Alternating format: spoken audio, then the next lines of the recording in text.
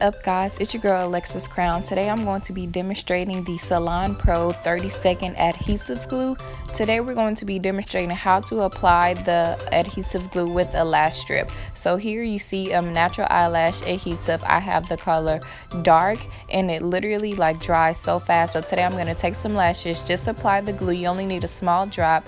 Let it sit for about 5 to 30 seconds, blow on it. Apply the false lash as close as you can to your natural lash line and it should instantly stick. It instantly dries. There's no glue residue, there's no drippings anywhere. Next we're going to move on to the next eyelash. So again, take the strip, apply a drop of thin layer of the adhesive glue by Salon Pro, blow on it, let it sit for 5 to 30 seconds. Then you're going to apply the lash as close as you can to your natural lash line and it should instantly stick and you have lashes to stay all day. Salon Pro adhesive glue available in your local beauty supply store.